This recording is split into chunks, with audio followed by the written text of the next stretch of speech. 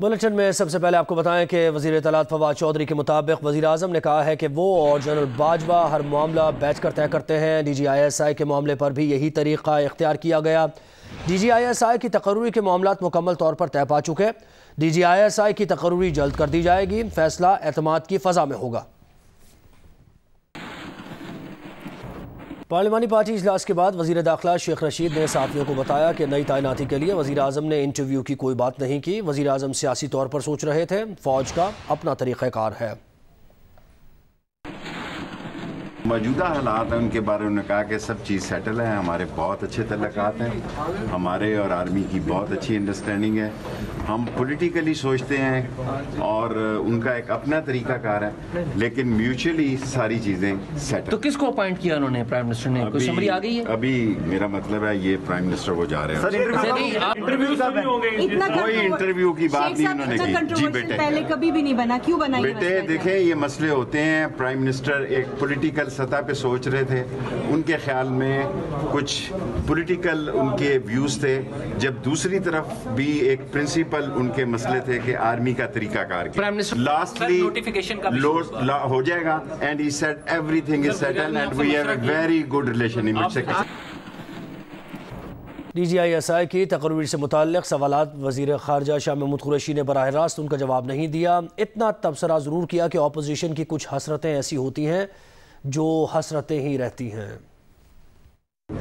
Opposition کا جہاں تک تعلق ہے، کہتی ہے نا کچھ حسرتیں ایسی ہوتی ہیں جو حسرتیں ہی رہ جاتی ہیں، اور کچھ خواہشیں ایسی ہوتی ہیں کہ ہر خواہش پہ دم نکلے، تو وہ انشاءاللہ پوری نہیں ہوتی۔ سر آپ کہا جا رہا ہے آپ نے شیروانی تیار کر لی ہے۔ آگے بڑھتے ہیں۔ اپوزیشن لیڈر میاں شہباز شریف اور نائب صدر نون لیگ مریم نواز سے امریکی ناظم الامور نے الگ الگ ملاقاتیں کی۔ ماڈل ٹاؤن میں شہباز شریف اور اینجلا ایگلر کی ملاقات میں باہمی دلچسپی کے امور، علاقائی صورتحال اور خطے میں امن سے متعلق بات چیت ہوئی۔ امریکی ناظم الامور اینجلا ایگلر نے شہباز شریف کی پنجاب میں بطور وزیر اعلیٰ خدمات کو سراہا۔ ملاقات میں نواز شریف کی قیادت میں لوڈ شیڈنگ کا خاتمہ، دہشت گردی کے خلاف جنگ اور معاشی ترقی کے لیے کیے جانے والے اقدامات پر بھی گفتگو ہوئی۔ اس سے پہلے جاتی عمرہ میں امریکی ناظم الامور نے مریم نواز سے ملاقات کی، جس میں سابق وزیر اعظم شاہد خاقان عباسی، احسن اقبال، پرویز رشید، خرم دستگیر، مریم اورنگزیب اور طارق فاطمی بھی شریک ہوئے۔ مریم نواز نے کہا کہ پاکستان مسلم لیگ نون پرامن، بقائے باہمی، جمہوریت، ترقی اور سلامتی پر مبنی ایجنڈے کے فروغ میں یقین رکھتی ہے، جمہوریت اور جمہوری اصولوں کی نشو و نما اور مضبوطی کے خواہاں ہیں، اس مقصد کے لیے دنیا بھر کے جمہوریت پسندوں کے ساتھ شریک کار ہونا چاہتے ہیں۔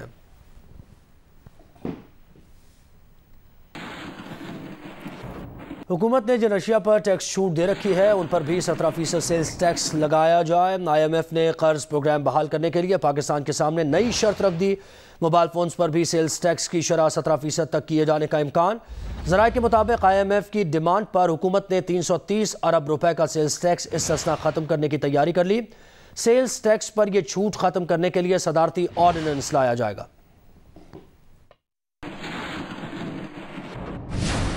آئی ایم ایف نے پاکستانی حکام کے ساتھ مذاکرات میں مطالبہ کیا کہ انکم ٹیکس اور سیلز ٹیکس پر دیا جانے والا 578 ارب روپے کا ٹیکس استثنا ختم کیا جائے۔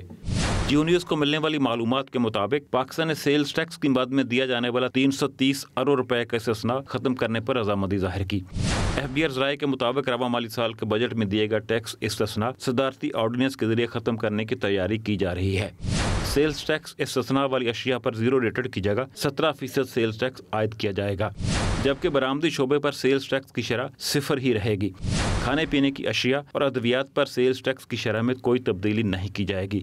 موبائل فون پر سیلز ٹیکس کی شرح 17% تک بڑھائی جا سکتی ہے۔ اس بارے میں ترجمان ایف بی آر سے کئی بار رابطہ کیا گیا، تاہم ان کا موقف معلوم نہ ہو سکا۔ اشرف ملخم، جیو نیوز، اسلام آباد۔ آصف علی زرداری کی صاحبزادی آصفہ بھٹو زرداری نے ڈاکٹر عبدالقدیر خان مرحوم کی رہائش گاہ جا کر ان کے انتقال پر اہل خانہ سے تعزیت کی۔ سابق ڈپٹی چیئرمین سینٹ سلیم مانڈوی والا بھی آصفہ بھٹو زرداری کے ہمراہ تھے۔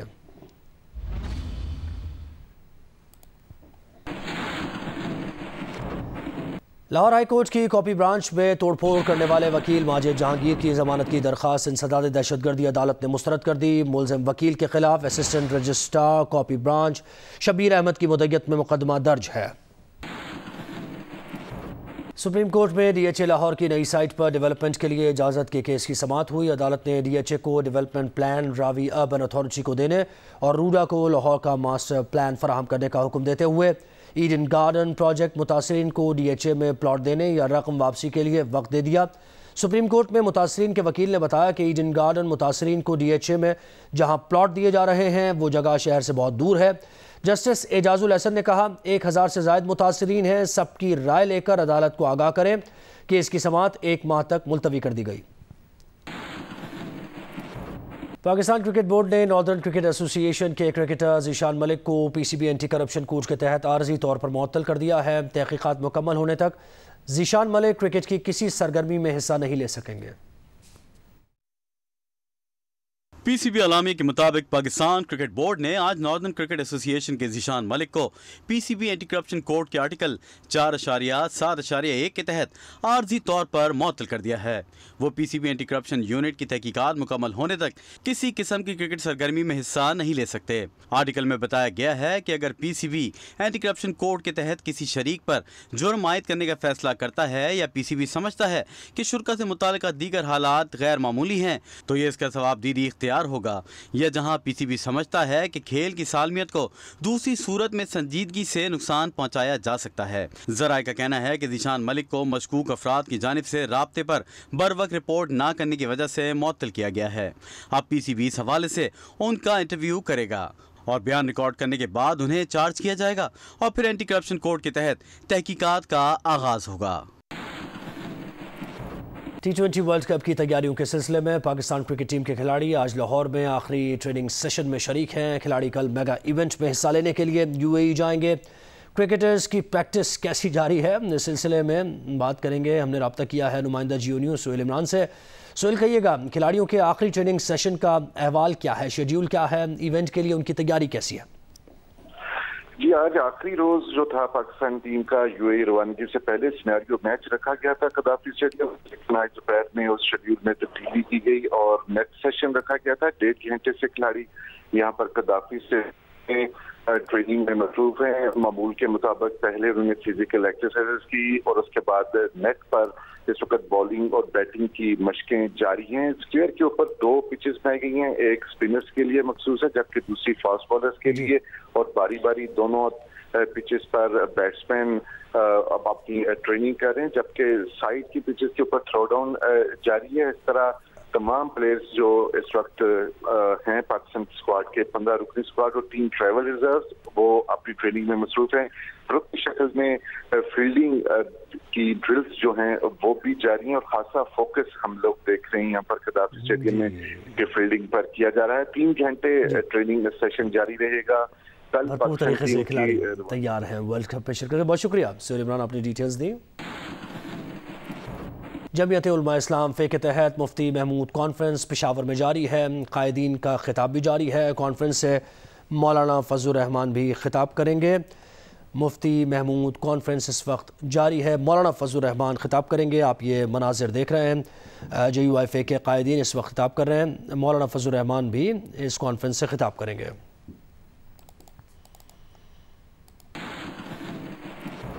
بلٹن کے سلسلے کو آگے بڑھاتے ہیں، آپ کو بتائیں پنجاب انفارمیشن ٹیکنالوجی بورڈ نے بندرگاہ سے مارکیٹ تک درآمدی چینی کی ترسیل کا مکمل ریکارڈ رکھنے کے لیے پاکستان کا پہلا ٹریکنگ سسٹم وضع کر لیا۔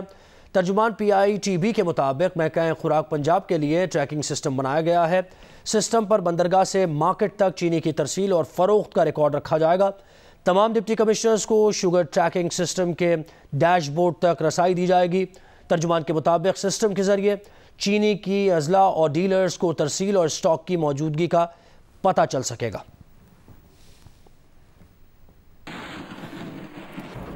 رحیم یار خان میں ڈاکوؤں کی فائرنگ سے 9 افراد کے قتل کیس میں ایک مقتول کے بھائی نے مدعی بننے سے انکار کر دیا، کہا اس نے اپنا معاملہ اللہ پر چھوڑ دیا ہے۔ دیگر مقتولین کے ورثہ میں سے کوئی مدعی بننا چاہے تو وہ بن جائے۔ پولیس کے مطابق سی سی ٹی وی کی مدد سے 2 ملزمان کی شناخت ہو چکی۔ تاہم اب تک کوئی گرفتاری نہیں ہو سکی ہے۔ 3 دن قبل اندر گینگ کے مسلح ملزمان نے فائرنگ کر کے 9 افراد کو قتل کر دیا تھا۔ بھائی کو مار دیا گیا، اب نام لکھ دیا گیا ہے کہ جتنے بھی یہ قتل ہوئے ہیں 9 افراد کا، ان کا میں مدعی ہوں، بلکہ حتیٰ کہ میں مدعی بننا ہی نہیں چاہتا۔ تو ہاں گواہی مجھے بھائی کی کہا تھا، گواہی دی تھی کہ بھائی میرا بھائی واقعی بھی شہید ہوا ہے، تو ابھی میں نا مدعی نہیں بننا چاہتا۔ میں جو بھی کہتا ہوں، جو بھی کرے گا ہمارا فیصلہ اللہ لے گا۔ ہم نے معاف کیا، ہم کسی سے بھی لڑنا نہیں چاہتے، نہ کوئی ہمارا کوئی جھگڑا ہے کسی سے۔ بس دھمکیاں ظاہری بات ہے ملیں گی یا تھریڈ ہوگا، ٹھیک ہے، خطرہ انسان کو جان کا ہوتا ہے۔ نیب کراچی سے ہائی پروفائل کیسز کے تفتیشی آفیسرز کے تبادلے کر دیے گئے۔ سراج دولانی کیس کی تفتیشی آفیسر آصف رضا کا لاہور تبادلہ کر دیا گیا۔ نمائندہ جیو نیوز امین انور نے میں جوائن کیا۔ امین، تبادلوں سے متعلق کیا ڈیٹیلز ہیں آپ کے پاس؟ جی بالکل، نیب کراچی سے ہائی پروفائل کیسز کے تفتیشی افسران کا جو تبادلوں کا سلسلہ ہے وہ شروع کر دیا گیا ہے۔ نیب ذرائع کے مطابق آغا سراج دورانی کے خلاف آمدن سے زائد اثاثے کے ریفرنس کے جو تفتیشی افسر ہیں آصف رضا، ان کا لاہور تبادلہ کر دیا گیا ہے۔ ڈاکٹر عاصم اور اس کے ساتھ ساتھ دفاعی اداروں کے جو ایندھن چوری کا ریفرنس احتساب عدالت میں زیر سماعت ہے، ان 2 ریفرنسز کے بھی جو تفتیشی افسران ہیں ان کے بھی تبادلے جو ہے وہ مختلف جگہوں پہ کر دیے گئے ہیں۔ اسی طرح فتح گمبھیر جو نیب کراچی کے تفتیشی افسر تھے، ان کا بھی تبادلہ جو ہے وہ نیب پشاور کر دیا گیا ہے۔ نیب ذرائع کا یہ کہنا ہے کہ یہ روٹین کے تبادلے ہیں اور اس طرح کے دیگر افسران کے تبادلوں کا سلسلہ بھی جاری رہے گا۔ جی بہت شکریہ امین انور۔ صدر مملکت نے رحمت للعالمین اتھارٹی کے قیام کا آرڈیننس جاری کر دیا۔ وزیر اعظم رحمت للعالمین اتھارٹی کے پیٹر ان چیف ہوں گے۔ آرڈیننس کے مطابق یہ اتھارٹی چیئرمین اور 6 ارکان پر مشتمل ہوگی۔ رحمت للعالمین اتھارٹی کے چیئرمین کا تقرر وزیر اعظم کریں گے۔ لاہور کی مسجد وزیر خان میں گانے کی عکس بندی اور رقص کے کیس میں اداکارہ صبا قمر اور بلال سعید نے میجسٹریٹ کے روبرو بریت کی درخواست دائر کر دی۔ جوڈیشل میجسٹریٹ نے مسجد وزیر خان میں گانے کی شوٹنگ کرنے کے کیس پر سماعت کی۔ عدالت نے اداکارہ صبا قمر اور گلوکار بلال سعید کو آج فرد جرم کے لیے طلب کر رکھا تھا، تاہم دونوں پیش نہ ہوئے۔ ملزمان کی جانب سے حاضری معافی کی درخواست دائر کی گئی۔ اداکارہ صبا قمر اور گلوکار بلال سعید کی جانب سے بریت کی درخواست پر عدالت نے وکلا کو دلائل کے لیے طلب کر لیا۔